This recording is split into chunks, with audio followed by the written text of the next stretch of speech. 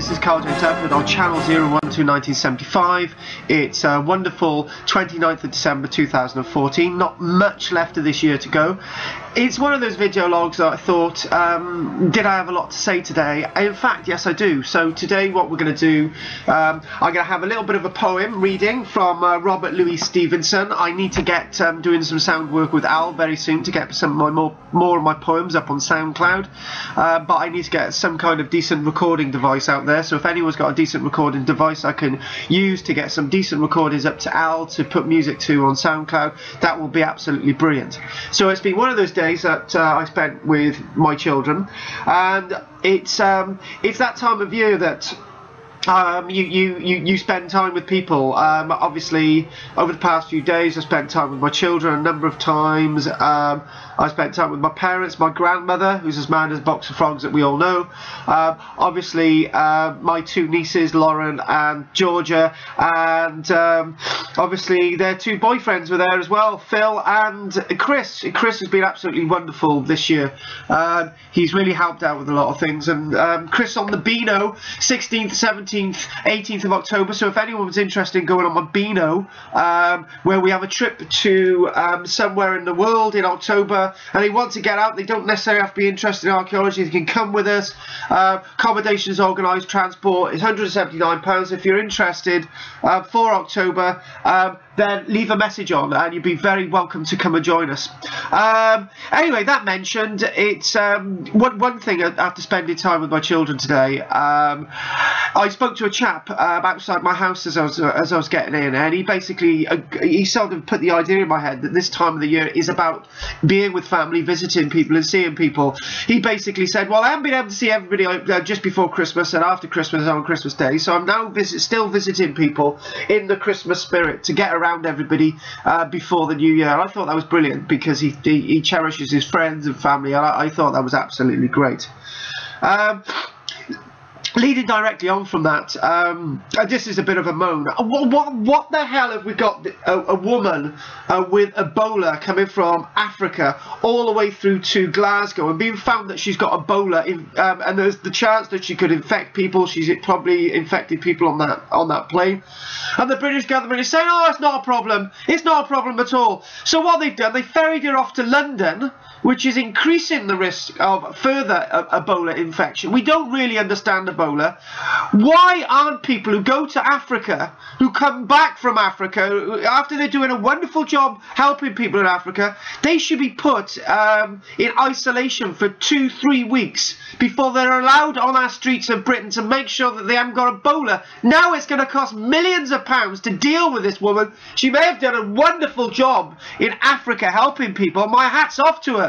But she should know the risk. If she comes back, she's to be placed in isolation. And now the risk is increased. We've now got our first Ebola person in this country. That person should never have been allowed in this country. Our screening should have worked to stop her coming here. And even the idea that she's been to those areas in Africa where Ebola is prevalent, she shouldn't even be allowed in this country until she's in isolation. Let's have your comments on that. Right, the other thing as well is this thing about resolutions for the new year. Resolutions. Now, have you all put together your New Year's resolutions? Why do we have New Year's resolutions? Well, lots of people, when they come to the end of this year, they usually have a week, 2 weeks off, or some people have much longer, particularly council workers who seem to have years off between Christmases, and they don't actually do much work. They get paid over that period. I don't get paid if I have a week off. I don't get paid if I have 2 weeks off. So why should council workers, anyway, that's the moan. Sorry, did I ever go at council workers anyway? The point is that this time of year we have time of reflection. We have time with our family. Why do we have New Year's resolutions? I think we have New Year's resolutions because we've got loads of time on our hands. We've got loads of time to think.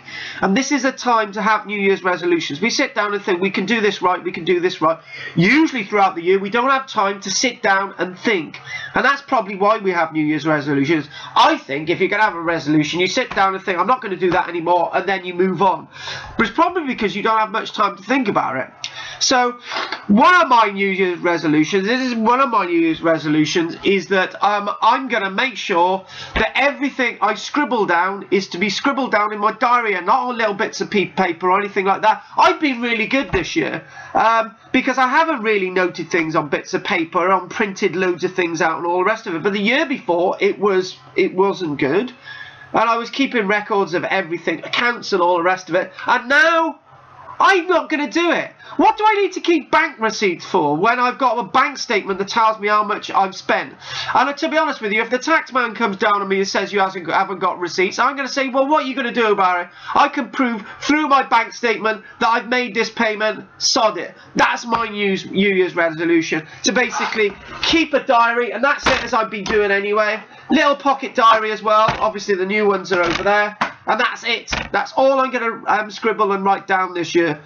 Even my children say, Daddy, you can keep all this information in your head. And I try to. And mind you, I went around the store with Beth and my eldest daughter, because it was her birthday, the 29th of December. Happy birthday, Bethan. And we went around the store and I said, what's this thing I'm going to remember? What's this thing I'm going to remember? I wish I'd written it down, but I didn't. But I remembered anyway, so that was good. That's a thing about your mind. So that's really, really good. Oh God! Oh, and it's terrible about this news about the flight again in the seas of Indonesia. They're starting to find wreckage. They found the emergency exit of the plane jettisoned out into the sea, and that blow up thing that comes out when people. So hopefully they're fingers crossed they're going to find people alive this time. Please, let's find people alive. Let's see some hope.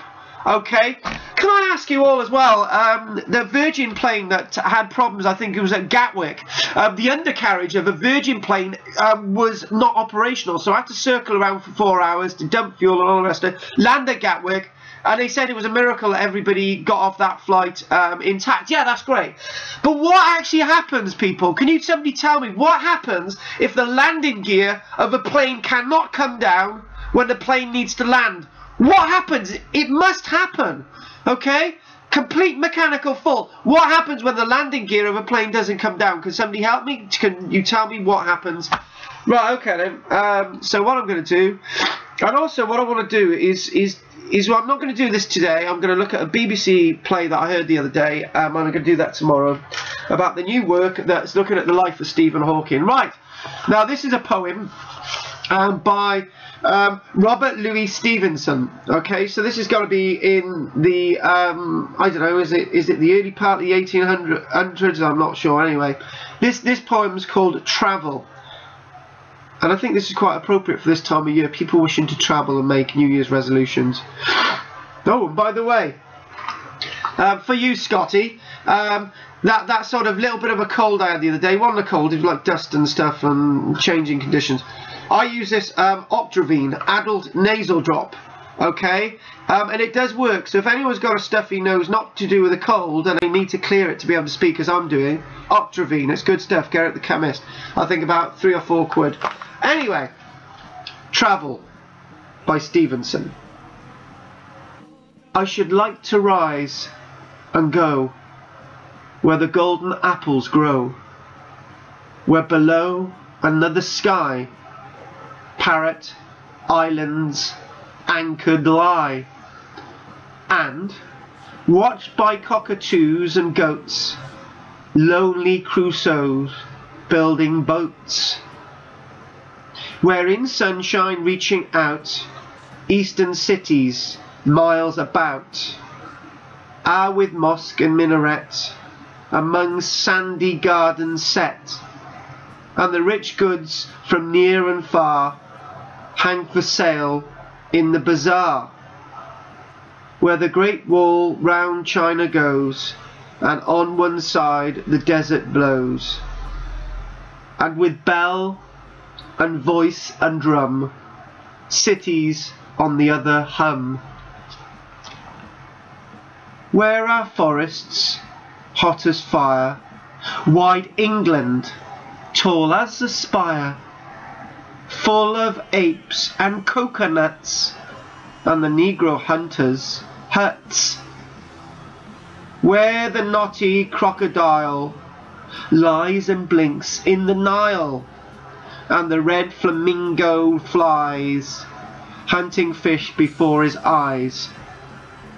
Where in jungles near and far, man-devouring tigers are, lying close and giving ear, lest the hunt be drawing near, or a comer-by be seen, swinging in a palanquin, where among the desert's sands some desert city stands, all its children sweep and prince, grown to manhood ages since, not a foot in street or house, not a stir of child or mouse.